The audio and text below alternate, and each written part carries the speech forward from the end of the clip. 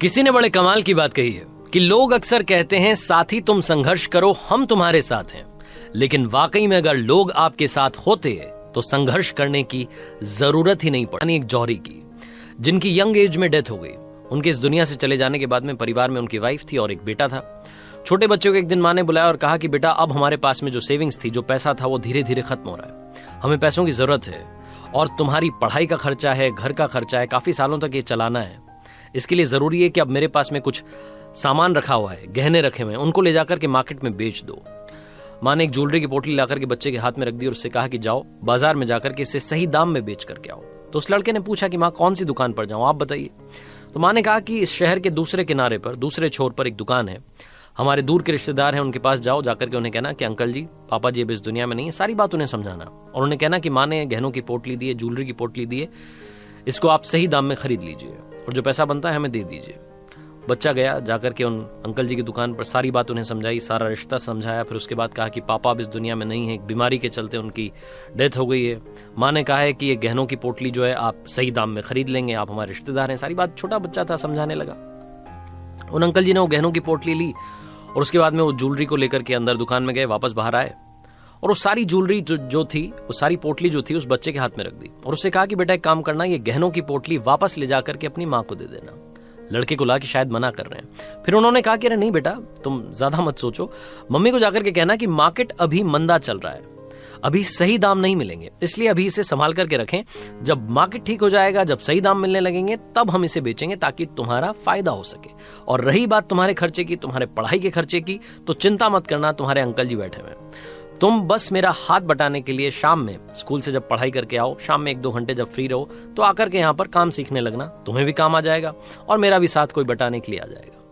तुम्हारा खर्चा मैं उठाऊंगा, तुम्हें परेशान होने की जरूरत नहीं है। लड़का मनी मन खुश हुआ, घर गया, जाकर के माँ को बताया कि माँ तो बड़े अच्छे अंकल जी हैं, उन्होंने तो सारी ज्वेलरी वापस लौटा दी, कह रहे हैं कि इसको अभी घर पर रखो, अभी सही दाम नहीं मिल रहे हैं, जब मार्केट ठीक होगा तब इसे बेच देंगे, तब तक के लिए इसे अपने घर पर संभाल करके रखो। और उन्होंने ये भी कहा है कि मेरी पढ़ाई का खर्चा, घर का खर्चा वो देंगे, घबराने की जरूरत नहीं है, बस मुझे उनकी दुकान पर जाकर के 1-2 घंटे शाम में थोड़ा सा काम सीखना है और काम करना है।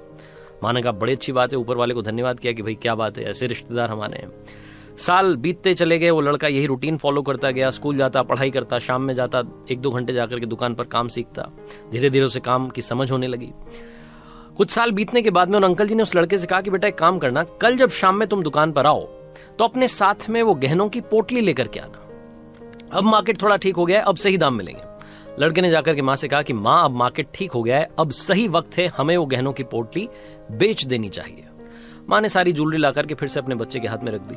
बच्चा वो जो ज्वेलरी की पोटली थी अपने कमरे में लेकर के गया और उसको लगा कि एक बार देख लेता हूं क्या क्या इसमें है। समझ तो गया ही था, उसको सब गहनों की परख हो गई थी। तो उसने वो पोटली खोली और हैरान हो गया, शॉक्ड था।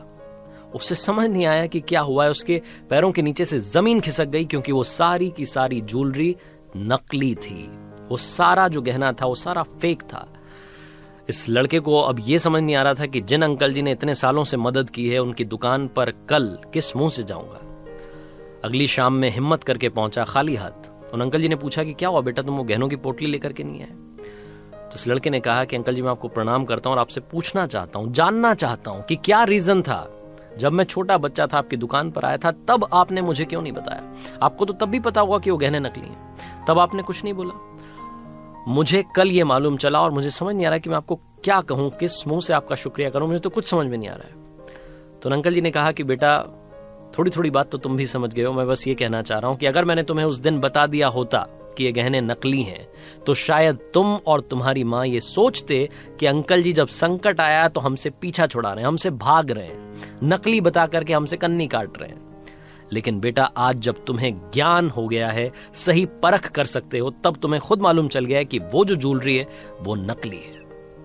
छोटी सी कहानी बहुत बड़ी बात सिखाती है। अंकल जी ने इतने सालों तक उस बच्चे की मदद की, उसकी पढ़ाई का खर्चा उठाया, उसकी ज्वेलरी को नकली नहीं बताया। क्यों? क्योंकि वो चाहते थे कि वो लड़का सही से जब उसकी समझ बन जाए तो खुद देख ले कि वो असली है या नकली है। हमारे साथ क्या होता है ना, हम रिश्तों में कई बार पूरी बात को समझते नहीं है, बात हमें पता होती नहीं है। किसी ने कुछ कह दिया और हम सामने वाले से गुस्सा हो जाते हैं, नाराज हो जाते हैं, दूरी बना लेते हैं।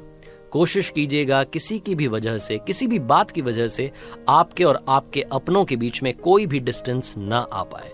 दूसरी बात ये कहानी सिखाती है कि ईमानदारी से कोशिश कीजिए। अगर आपको लगता है कभी आप किसी की मदद कर सकते हैं, छोटी बड़ी जैसी भी जितनी भी, तो करके देखिएगा, बड़ा अच्छा लगेगा और रिटर्न में आपके पास में काफी कुछ अच्छा आएगा। रिटर्न की चिंता मत करना, उसके बारे में उसका ख्याल ऊपर वाला रखता है। नहीं है तो मुस्कान बांटिए, कर दिखाओ कुछ ऐसा कि दुनिया करना चाहे आपके जैसा। हर सोमवार सुबह 9:30 बजे मेरे सोशल मीडिया हैंडल्स पर, यूट्यूब चैनल, इंस्टाग्राम हैंडल